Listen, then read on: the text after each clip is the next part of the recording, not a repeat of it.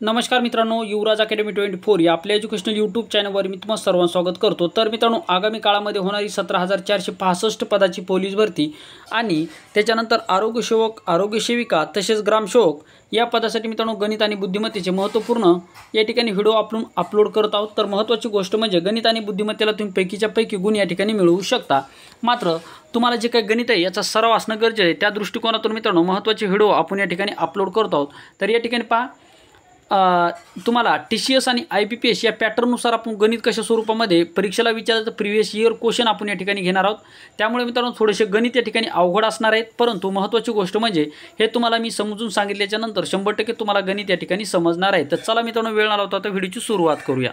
तर पहा, TCSने वेगवेगळ्या परीक्षेमध्ये विचारलेले गणित आपण या ठिकाणी घेतलेले आहेत। सर्व प्रश्न हे महत्त्वाचे आहेत। पहिला प्रश्न पहा, PQRS आता बैठक व्यवस्थेवर आधारित हा प्रश्न आहे। तर पहा, PQRS आणि T या 5 व्यक्ती एका ओळीत दक्षिणाभिमुख बसलेले म्हणजे दक्षिण दिशेकडे तोंड करून बसलेले आहेत। आता त्याच क्रमाने असणे आवश्यक नाही। R हा Sच्या लगतच उजवीकडे बसलेला आहे, Q हा Tच्या लगतच डावीकडे बसलेला आहे आणि T हा Pच्या उजवीकडे दुसऱ्या स्थानावर बसलेला आहे। S हा Tचा शेजारी नाही, तर अंतिम टोकाला कोण बसलेले आहे, अशा स्वरूपाचा प्रश्न आपल्याला या ठिकाणी विचारले। आता हा प्रश्न सोडवायचा कसा, तर या ठिकाणी लक्ष द्या मित्रांनो। सर्वप्रथम आपल्याला काय करायचं आहे, दक्षिणाभिमुख बसलेले आहेत म्हणजेच खाली तोंड करून बसलेले आहेत। आता दक्षिणाभिमुख म्हणजे खाली तोंड।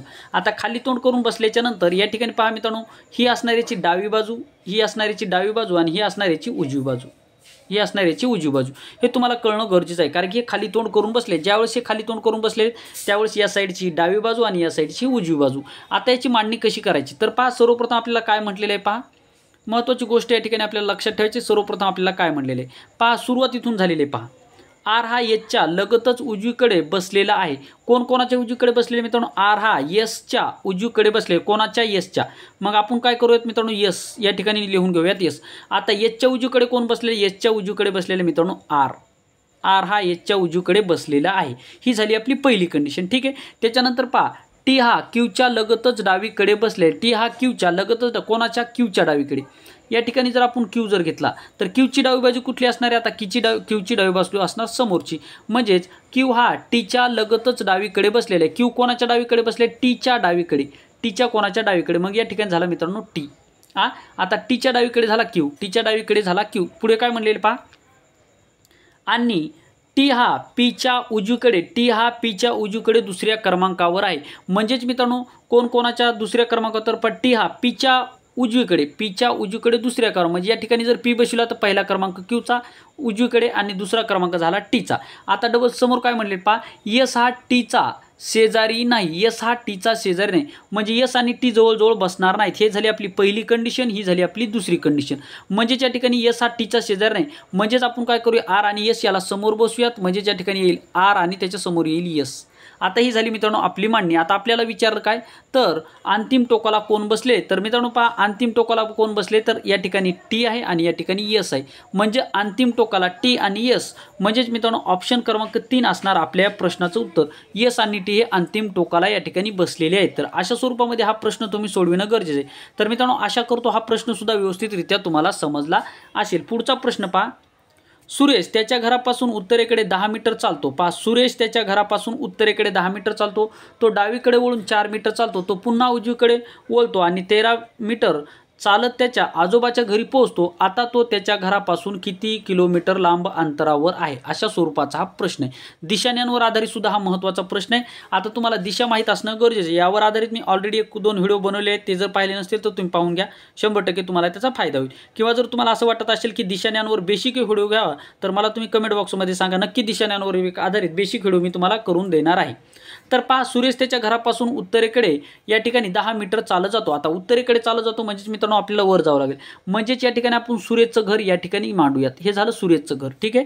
आता पहा, सुरेश त्याच्या घरापासून उत्तरेकडे म्हणजे वरती, उत्तरेकडे किती 10 मीटर जातो, हे झाली उत्तर दिशा, झालं या ठिकाणी 10 मीटर, ठीक आहे, 10 मीटर जातो। 10 मीटर गेल्याच्या नंतर पहा, तो डावीकडे वळून 4 मीटर चालतो। आता डावीकडे वळतो म्हणजेच जर तो उत्तर दिशेला जात असेल तर त्याची डावी बाजू असणार या साईडला, म्हणजे ही झाली या ठिकाणी जातो किती 4 मीटर चालतो, ठीक आहे, 4 मीटर चालतो। आता म्हटलेलं काय पहा, तो पुन्हा डावीकडे वळतो। आता पुन्हा जर इकडे डावीकडे वळत असेल तर तो खाली वळणार, कारण की तो या साईडला जर जात असेल तर वरची जी बाजू असणार ती उजव्या साईडची असणार, खालची बाजू डाव्या हाताची असणार। मग डावीकडे वळतो आणि 13 मीटर चालतो, डावीकडे वळतो आणि इथे 13 मीटर चालतो. आता तो हे झालं त्याचं आजोबाचं घर.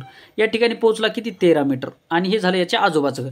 आता तो आजोबाच्या घरी पोहोचलेला. आता आपल्याला काय सांगितलं त्याच्या घरापासून तो किती किलोमीटर लांब अंतरावर आहे. आता हे त्याच्या घराचं अंतर आणि हे झालं त्याच्या आजोबाचं अंतर. आता हे एवढं अंतर आपल्याला या ठिकाणी काढायचं आहे. आता यावरून एक तुम्हाला निदर्शनास येत असेल की 10वीला तुम्ही एक पायथागोरसचा सिद्धांत शिकलेला आहे की काटकोन त्रिकोणामध्ये कर्णाचा वर्ग हा उरलेल्या दोन बाजूच्या वर्गाच्या बेरजे इतका असतो. आता मित्रांनो या ठिकाणी हे जे अंतर आहे आणि हे अंतर हे काय सेम असणार, म्हणजे हे किती असणार, हे सुद्धा असणार 4. आता महत्त्वाची गोष्ट, आता हे एकूण अंतर आहे मित्रांनो 13 किलोमीटर आणि हे अंतर आहे 10 किलोमीटर. म्हणजे 13 किलोमीटरमधून जर हे 10 किलोमीटर अंतर जर गेलं तर खाली किती 3 किलोमीटर अंतर राहिलं. किती राहिलं 3 किलोमीटर अंतर. मग आता आपल्याला सिद्धांत काय सांगतो आपल्याला, आता ही बाजू झाली मित्रांनो 4 मीटरची, ही बाजू झाली 3 मीटरची. आपल्याला बाजू काढायची, कोणत्या किलोमीटरची बाजू काढायची आपल्याला, तर आपल्याला बाजू काढायची मित्रांनो ही. आता ही बाजू काढत असताना आपल्याला काय करायचं, 4चा वर्ग, कारण की काटकोन त्रिकोणामध्ये कर्णाचा वर्ग हा उरलेल्या दोन बाजूच्या वर्गाच्या बेरजे इतका असतो. मग लक्षात ठेवा या ठिकाणी 4चा वर्ग झाला मित्रांनो, 4चा वर्ग झाला 16 प्लस या ठिकाणी 3चा वर्ग किती झाला, 3चा वर्ग झाला मित्रांनो 9. मग 16चा वर्ग 16 आणि 9 किती झाले, एकूण झाले 25. तर 25 हे कोण्या संख्येचं या ठिकाणी वर्ग आहे, तर 25 हा या ठिकाणी 5 या संख्येचा वर्ग आहे. म्हणजेच हे अंतर असणार मित्रांनो 5 किलोमीटरचं. म्हणजेच ऑप्शन क्रमांक 3 आहे आपल्या या प्रश्नाचं उत्तर. जर मित्रांनो हा प्रश्न तुम्हाला जर अवघड वाटत असेल तर तुम्हाला बेसिक शिकणं हे गरजेचं असणार आहे. मित्रांनो कुठलीही स्टेप तुम्हाला शिकत असताना गणित बुद्धिमत्तेचं बेसिक हे तुम्हाला असणं गरजेचं असतं. जोपर्यंत तुमचं बेसिक पक्का असणार नाही तोपर्यंत तुम्हाला पुढचे गणित हे समजणार नाहीत. TCS आणि IBPSने विचारलेले गणित आहे, त्यामुळे हे गणित थोडेसे अवघड सुद्धा या ठिकाणी काही विद्यार्थ्यांना वाटू शकतात, जे विद्यार्थी नवीन आहेत त्यांना. आता 3 नंबरचा प्रश्न पहा मित्रांनो, महत्त्वाचा प्रश्न आहे हा सुद्धा.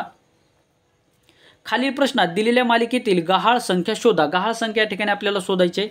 तर पहा पहिल्या या ठिकाणी 49, 2 नंबरचा आहे 62, 3 नंबरचा आहे 77, 4 नंबरचं तो या ठिकाणी आहे 94 आणि त्याच्यानंतरची पुढची संख्या या ठिकाणी 113.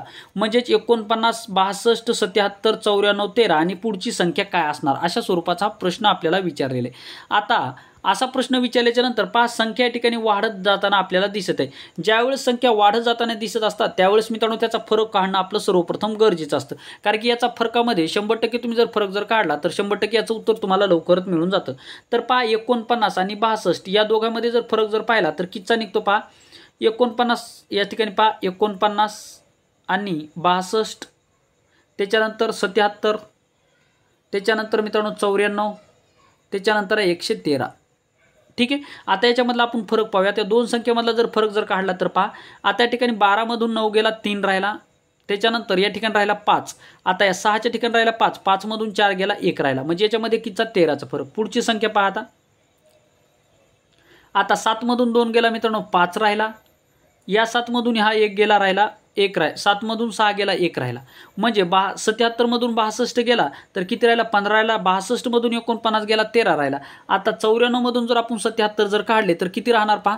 74 मधून जर 77 जर काढले 14 मधून 7 गेला 7 राहिला, 8 मधून 7 गेला 1 राहिला, म्हणजे 17. म्हणजेच मित्रांनो या ठिकाणी आपण फरक जर पाहिला तर 2ने संख्या वाढते, या ठिकाणी सुद्धा 2ने वाढते, पुढची सुद्धा संख्या 2ने वाढत जाईल. म्हणजेच मित्रांनो या ठिकाणी 17च्या जागी 19 येईल, म्हणजे 19 मध्ये जर आपण 2 मिळवले तर ते होते मित्रांनो 21. म्हणजे समोरची संख्या मित्रांनो 113, त्यामध्ये जर आपण 21 मिळवले तर पुढची संख्या आपल्याला निश्चितच मिळणार आहे. कारण की फरकाचा फरक कितीचा 2चा निघते. मग 3 आणि 1 झाला मित्रांनो 4 आणि 1 आणि 2 झाला 3 आणि 1 जशास तसा, म्हणजे 134 असणार आपल्या प्रश्नाचं उत्तर. म्हणजे या प्रश्नचिन्हाच्या जागी कोणती संख्या असणार तर ती आहे मित्रांनो 134. ऑप्शन क्रमांक 4 आहे आपल्या प्रश्नाचं उत्तर.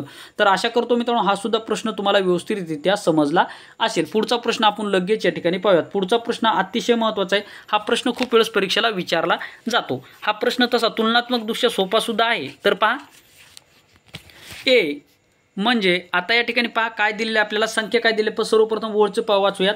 पहा जर ए म्हणजे प्लस आहे, बी म्हणजे मायनस आहे, बी म्हणजे गुणिले आहे, सी म्हणजे मायनस आहे आणि डी म्हणजे भागिला आहे, तर पुढची आपल्या या ठिकाणी संख्या सोडवायची आहे. आता हे जे काही दिलेलं आपल्याला पहा 64 लिहून मांडून घ्या. 64च्या नंतर दिलं आपल्याला डी. मग डीला काय म्हणलेलं यांनी, डीला भागिला म्हणलेले, म्हणून डीच्या जागी आपण भागीकार लिहूयात. त्याच्यानंतर 4 जशासतसा. 4च्या नंतर या ठिकाणी बी दिलेले तर बीला काय गुणिले म्हणले, मग बीच्या जागा आपण गुणिला लिहूयात. बीच्या नंतर 3 आहे म्हणून हे 3 जशास तसे लिहूयात. आता 3च्या नंतर ए दिलेले, एला काय म्हणले, एला प्लस म्हणलं मग प्लस लिहूया. आता याच्यानंतर 20 आहे, 20 जशास तसं लिहूयात. आता 20च्या नंतर सी आहे तर सीला काय म्हणले, सीला म्हणलेलं आहे मायनस, म्हणजे सीला मायनस म्हणलेले म्हणजे या ठिकाणी मायनस झालं 15. आता या ठिकाणी हा ज्यावेळेस गणितामध्ये बेरीज, वजाबाकी, गुणाकार, भागाकार, कंस असतं त्यावेळेस सर्वप्रथम प्रक्रिया काय करायची असते लक्षात ठेवा. ज्यावेळेस तुम्हाला गणितामध्ये कंस दिलेला असेल तर सर्वप्रथम कंस सोडवा, म्हणजे कंसामध्ये मग बेरीज असेल, वजाबाकी असेल, काही त्याला प्रॉब्लेम नाही. अगोदर तुम्ही कंस सोडणं गरजेचं आहे. कंस झाल्याच्या नंतर तुम्ही भागाकार सोडवणं गरजेचं आहे. भागाकार सोडल्याच्या नंतर तुम्हाला गुणाकार सोडवावा लागतो. गुणाकारच्या नंतर तुम्हाला बेरीज आणि बेरीजच्या नंतर शेवटी वजाबाकी. अशा स्वरूपामध्ये तुमचा क्रम असणं गरजेचं आहे. जर तुमचा क्रम जर चुकला तर या ठिकाणी तुमचा क्वेश्चन या ठिकाणी चुकू शकतो, हे तुम्हाला लक्षात ठेवायचं आहे. आता दिलेल्या गणितामध्ये आपल्याला कुठे कंस या ठिकाणी दिसत नाही. मग कंस दिसत नाही याचा अर्थ अगोदर आपल्याला भागाकार करावा लागणार. मग करूया आपण भागाकार करूया. तर पहा 64 भागीला जर 4 जर केलं तर 4 1 4 या ठिकाणी 16चा भाग जातो. 16 चौक 64 म्हणजे आलं या ठिकाणी 16 आलं. म्हणजे 16 आल्याच्या नंतर पहा 16 आणि 3चा जर आपण गुणाकार जर केला तर तो किती येणार. 16 आणि 3चा गुणाकार जर केला तर 16 1 16 32, 16 त्रिक 48. 16 त्रिक किती आला मित्रांनो 48. आता 48 आल्याच्या नंतर आपला काय राहतात +20 आणि -15. ठीक आहे. आता मग आपण सर्वप्रथम बेरीज करूया. बेरीज केल्याच्या नंतर 20 आणि 48 किती होतात तर पहा 8 2 आणि झाले 68. 68 - 15 के जर केलं तर आपलं फायनल आन्सर आपल्याला त्या ठिकाणी मिळणार आहे. आता पहा 8 मधून 3 गेला, 8 मधून 5 गेला, किती राहिला मित्रांनो 3 राहिला. या 8 मधून 5 गेला 3 राहिला आणि 6 मधून 1 गेला 5 राहिला. म्हणजेच या प्रश्नाचं उत्तर असणार आहे मित्रांनो 53. ऑप्शन क्रमांक मित्रांनो पहा 53 कितीमध्ये दिलेले आहे तर ऑप्शन क्रमांक 4 मध्ये दिले. तर आशा करतो मित्रांनो तुम्ही सुद्धा या प्रश्नाचं उत्तर 53च आणलेलं असेल. तर अशा स्वरूपाचे नवनवीन व्हिडिओ पाहायचे असेल तर आपल्या चॅनलवर नवीन असाल चॅनलला सबस्क्राईब करा, जास्तीत जास्त मित्रांपर्यंत व्हिडिओ शेअर करा. व्हिडिओ आवडल्यास तुम्हाला व्हिडिओला लाईक करा आणि कमेंट बॉक्समध्ये आपलं मत नक्की सांगा हा व्हिडिओ तुम्हाला कसा वाटला. तर या ठिकाणी थांबतो मित्रांनो. आशा करतो हा व्हिडिओ तुम्हाला आवडला असेल तर मला नक्की तुम्ही कमेंट बॉक्समध्ये तसे सांगाल. तर या ठिकाणी थांबूयात मित्रांनो. पुन्हा भेटूयात एका नवीन महत्त्वपूर्ण माहितीमध्ये. तोपर्यंत थँक्यू, धन्यवाद, टेक केअर, बाय बाय.